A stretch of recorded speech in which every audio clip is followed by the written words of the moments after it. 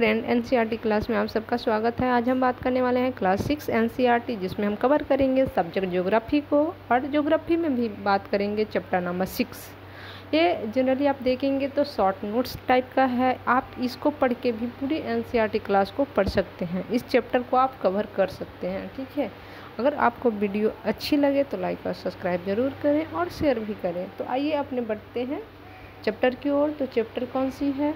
6 है। एक बार फिर बता दूँ, कवर किस सब्जेक्ट को कर रहे हैं, तो हम ज्योग्राफी को कर रहे हैं। कौन सी क्लास की कर रहे हैं? तो 6 क्लास की कर रहे हैं, एनसीईआरटी को, ठीक है। चलिए आइए अब देखते हैं पृथ्वी का पृथ्वी के प्रमुख स्थल रूप। हम पृथ्वी के स्थल के रूप में स्थल के रूपों के बारे में बात करें कि पृथ्वी के जो स्थल है अनेकों प्रकार से बनी हुई है। जैसे कहीं पहाड़ियाँ हैं, कहीं पठार हैं, कहीं नदियाँ हैं, कहीं खाई है, कहीं ऊंचाई है, कहीं समतल मैदाने हैं। तो इस प्रकार से आप देखेंगे तो विभिन्न के पृथ्वी के विभिन्न रूपों आपको देखने को मिलेगा, ठीक है। अब देखेंगे तो बहुत सारे रूप में बटे हुए पृथ्वी। अब पृथ्वी आप समझिएगा कि ये अगर यहाँ समतल है तो सिर्फ समतल भूमियाँ, तो ऐसा नहीं है। आप देखेंगे कहीं कहीं पहाड़े भी आपको देखने को मिलेगा, ठीक है। तो आइए हम जानते हैं पृथ्वी के बारे में, ठीक है, पृथ्वी के स्थल रूप के बारे में। चलिए देखिए, कह रहा है कि पृथ्वी के सभी जगह जो है सामान्य नहीं है। पृथ्वी पर अनगिनत प्रकार के स्थल रूप हैं, ठीक है। एक कह रहा है कुछ भाग क्या हैं, ऊंचे हैं, तो कुछ भाग नीचे हैं, तो कुछ भाग क्या हैं, समतल हैं। आप इस प्रकार से देख सकते हैं कि पृथ्वी कहीं ऊबड़ खाबड़ है, ठीक है। आप जैसे घूमने के लिए कहीं जाते हैं तो आप मान लीजिए बिहार है, तो बिहार में है तो वहाँ आपको समतल मैदानें देखने को मिलेगी। और पंजाब का जाइएगा तो वहाँ पे भी समतल मैदान देखने को, लेकिन आप वही हिमालय के पास जाएंगे, उत्तराखंड चले जाएंगे, हिमाचल को चले जाएंगे, तो वहाँ पे आपको क्या देखने को मिलेगा? कहीं ऊंची भूमियाँ देखने को आपको मिलेगी, तो कहीं खाइयाँ, तो कहीं पहाड़ियाँ देखने को मिलती है, ठीक है। अब आप जानेंगे कि जो ये स्थल बनते हैं तो किन क्रियाओं के परिणाम स्वरूप बनते हैं, ठीक है। तो कुछ ना कुछ होता होगा। तो इनके क्या होता है, 2 क्रियाएं होती है। जो स्थल बनते हैं उनके 2 परिणाम होते हैं, ठीक है। जैसे कि आप जनरली समझेंगे कि मान लीजिए कि पर्वत है, तो पर्वत कैसे बनता है? तो पर्वत देखेंगे कि नदियाँ क्या होती है, कंटिन्यू निक्षेप करती है, लगातार निक्षेप करते रहती है, ठीक है, मलबा जमाव करते रहती है। और धीरे धीरे धीरे धीरे क्या होती है, उसकी ऊंचाई बढ़ने लगती है, मलबा जमाव होने लगता है, ढेर सारा मलबा जम जाता है। जमने के बाद क्या होता है, धीरे धीरे उसकी हाइट बढ़ती है, तो क्या पहाड़ी का रूप ले लेता है। उसके बाद करोड़ों वर्ष लग जाते हैं, लाखों वर्ष लग जाते हैं, मलबा जमाव करते रहती है कंटिन्यू। और फिर वो पहाड़ी से क्या होता है, जब कंटिन्यू जमाव होते रहता है, नदी कंटिन्यू निक्षेप करती रहती है, तब उसकी हाइट क्या होती है, बढ़ने लगती है, ठीक है। बढ़ते बढ़ते क्या होता है, वो पर्वत, बड़ी सी पर्वत का रूप ले लेता है, ठीक है। या फिर कहीं आप देखेंगे कि भूकंप आता है, ज्वालामुखी आती है, ज्वालामुखी की क्रिया होती है, तो उस टाइम क्या होता है, बहुत सारे मलबा धरती से ऊपर निकलती है, तो वो भी क्या होता है, पर्वत का निर्माण कर देता है। और जहाँ पे वो मलबा निकलती, कहीं पे वो खाई, जैसे भूकंप आता है तो आप देखते होंगे कि कितना ही जो ज़मीनें होती हैं धंस जाती है और कहीं पे ऊपर उठ जाती है, तो उससे भी क्या होगा, एक स्थलाकृति का निर्माण होता है, ठीक है। चलिए अब इतना आपको समझ में आ गया होगा, ठीक है। अब पठार ये सब है, तो अब पठार को भी जनरली देखिए जब पहाड़ बन जाता है, और क्या करती है, जब जो पर्वत की नोक वाली भाग होती है, जो सबसे ऊपर है, पीक होती है, उसकी जो चोटी होती है, वहाँ पे क्या करती है, हवाएं बार बार रगड़ खाती है, बार बार रगड़, तो क्या होता है, धीरे धीरे समतल होते जाता है। तो इस प्रकार से फिर वो जब समतल हो जाती है और उसकी हाइट घटने लगती है, तो पठार का रूप ले लेता है, ठीक है। चलिए इतना आई होप आप लोग को समझ में आ गया होगा। तो आप चलते हैं, देखते हैं थोड़ा सा डिटेल्स में। कहता है कि जो स्थल का निर्माण होता है 2 रूप से होती है। एक तो होता है आंतरिक क्रिया होती है, दूसरा आप देखेंगे तो पृथ्वी आंतरिक क्रिया होती है, ठीक है। और एक देखेंगे तो बाह्य क्रिया होती है। कितने प्रकार से होता है? एक होता है आंतरिक क्रिया को आप देखेंगे, आंतरिक क्रिया को देखेंगे, और दूसरा क्या होता है, बाह्य क्रिया होती है, ठीक है। ये 2 प्रमुख होती हैं। अब चले देखेंगे अब क्या होती है आंतरिक क्रिया में। देखेंगे पृथ्वी के अंदर क्या होती है, भूकंप आना स्टार्ट करती है। देखिए प्रथम में आंतरिक क्रिया के कारण बहुत से स्थान से पृथ्वी कहीं उठ जाती है तो कहीं धंस जाती है। जैसे मैंने कहा भूकंप आया, ज्वालामुखी क्रिया आई, तो वहाँ पे नीचे कहीं खाई बन जाती है, कहीं मलबा जमा हो जाता है, तो वो क्या होता है, ऊपर उठ जाती है। अब हम दूसरी बात करते हैं तो बाह्य क्रिया होती है, जो स्थल के लगातार टूटने की प्रक्रिया होती है। मतलब कोई टूट रहा है, जैसे मान लीजिए कि कोई पहाड़ टूटा और नीचे गिरा तो कोई खाई बन गया, और कोई वहाँ पे भराव हो गया मलबा का तो ऊपर उठ गई। तो इस प्रकार से भी क्या होता है, या टूटकर घिस जाने से भी, जैसे आप पर्वत को देखते हैं तो एक स्थल का निर्माण कर रहा है कि कंटिन्यू हवा उस पर रगड़ खा रही है, ठीक है, तो अपक्षय हो रहा है, उसका अपरदन हो रहा है, जैसे नदी कर रही है, ठीक है, तो अपरदन की क्रिया हो रही है, तो उससे भी क्या होगा, स्थलाकृति का निर्माण करेगा। कंटिन्यू निक्षेप नदियाँ कर रही है, ठीक है, तो उससे भी होगा स्थलाकृति का निर्माण, ठीक है। ये मैंने आपको पहले ही समझा दिया इसलिए। चलिए अब देखते हैं पर्वत। पर्वत क्या है, पृथ्वी की सतह की प्राकृतिक ऊंचाई वाले क्षेत्र होते हैं। पर्वत का शिखर छोटा तथा आधार क्या होता है, चौड़ा। आप देखेंगे तो ये पर्वत है, देखिए ये पर्वत है, ये देखिए इसका आधार तल क्या हो गया, जो बेस है इसकी क्या है, चौड़ी हो गई। लेकिन आप ये पीक की बात करें, ये पीक क्या है, पीक देखेंगे आप शिखर का जो, ये छोटी हो गई, छोटी सी हो गई ना। तो इस प्रकार से हम क्या, आप अगर ऐसा देखते हैं जिनका आधार तल चौड़ा होता है, पीक छोटी होती, कम पतली होती है, तो आप उसको क्या कर सकते हैं, पर्वत कह सकते हैं। आसपास के क्षेत्र बहुत ऊंचा होता है, ठीक है, कुछ पहाड़ बादलों से भी ऊंचे होते हैं। जैसे कि आप ऊंचाई पर जाएंगे तो जलवायु क्या होती है, ठंडी। क्यों, अब देखिए जलवायु पर जैसे जैसे आप ऊपर जाएंगे ना, टेम्परेचर क्या होता है, डाउन होता है। पहला नंबर टेम्परेचर डाउन होता है, और वहाँ पर एयर भी क्या होता है, ऑक्सीजन लेवल कम होने लगता है, ठीक है। तो वहाँ पर आप जाएंगे तो आपको हाइट पे जैसे जैसे जाते हैं ना, वहाँ पे क्या होता है, आपको ठंडा फील होने लगेगा, ठीक है। चलिए आगे देखते हैं।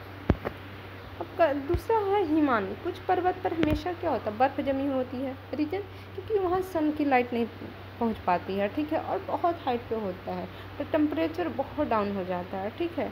तो वहाँ से क्या होती है, जो बर्फ़ वाली नदियाँ निकलती हैं, पर्वत से ऐसे रेखा क्रम में भी व्यवस्थित हो सकते हैं, जिससे एक क्या होता है, पर्वत जो होता है एक क्रम में भी ऐसे ऐसे ऐसे व्यवस्थित होते हैं, तो इनको एक पर्वत श्रृंखला कहते हैं, ठीक है। इनकी श्रृंखलाएँ जो होती है एक व्यवस्थित क्रम में ऐसे ऐसे, तो उसको पर्वत श्रृंखला कहते हैं। अब देखेंगे हिमालय। हिमालय क्या है, एक पर्वत है। अल्पांस भी देखेंगे, एंडीज देखेंगे। एशिया, यूरोप तथा दक्षिण अमेरिका के पर्वत हैं, ठीक है। हिमालय कहाँ है, अब एशिया की पर्वत देखें। अल्पांस क्या है, यूरोप के। एंडीज कहाँ है, दक्षिण अमेरिका की पर्वतें हैं, ठीक है। तो ये सभी पर्वत जो है एक श्रृंखला रूप में क्या है, क्रमबद्ध तरीके से व्यवस्थित हैं। चलिए, पर्वत कितने प्रकार के होते हैं, तो पर्वत को आप देखेंगे तो पर्वत जनरली 3 प्रकार से होते हैं। पहला होता है वलित पर्वत, सेकंड होता है भ्रंशोत्थ पर्वत, और थर्ड होता है ज्वालामुखी पर्वत, ठीक है। अब जब आप जानते हैं वलित या फोल्ड माउंटेन, इसको बोलते हैं फोल्ड माउंटेन या वलित पर्वत बोलते हैं, ठीक है।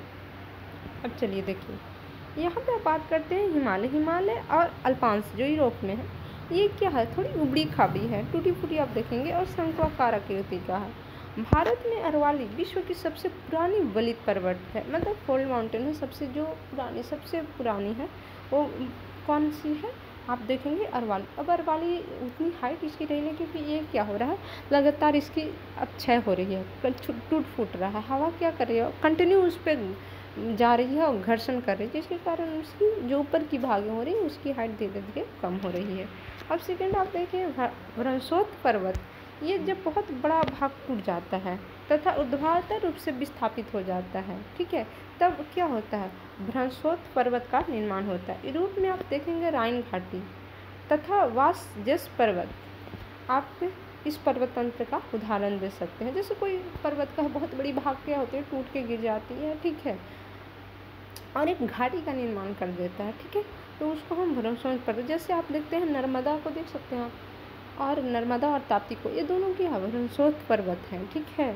आप देखेंगे दोनों तरफ क्या होती हैं, नदियाँ काट काट के इनकी क्या करती है, कंटिन्यू काटती है, इधर साइड से और इस साइड से काट रही नदियाँ, और वो क्या होती है, देखेंगे आप एक टूटा हुआ भाग टाइप का नज़र आएगा, मतलब बीच में खड़ी, ठीक है, ऊर्ध्वाधर खड़ी आपको नज़र आएगी, तो वो क्या होता है, भ्रंशोत्थ पर्वत। जब कंटिन्यू दोनों साइड से कटते जाते हैं और बीच में एक श्रृंखला रूप खड़ी हो जाती है, ठीक है।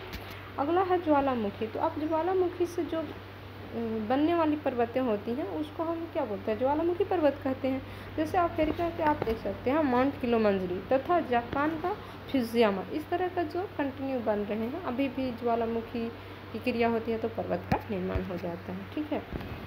देखो अब पठार क्या, उठी हुई सपाट भूमि, जो मैंने बताया था कि ये पर्वत है और कंटिन्यू यहाँ पे क्या एयर आ रही है, कंटिन्यू इसको घर्षण। अब ये क्या हो गई, समतल हो गई यहाँ पे, ठीक है। ये इसकी हाइट भी कम गई, अब ऐसे आ गया चपटा सतह हो गई यहाँ पे ये देखिए, एक मिनट, ये क्या हो गया, ये जो पर्वत थी ऐसे ऐसे वाली भाग में आ गई, ऐसे ऐसे भाग आ गई, ये पर्वत है, ऐसे भाग आ गई, ये पीक नहीं रहा, अब समतल सपाट बन गए, ठीक है। इसके ऊपरी भाग मेज के समान हो जाता है, जिसमें जो होता है उसकी पठार की ऊंचाई प्रायः 100 मीटर से लेकर कई हज़ार मीटर तक हो सकते हैं।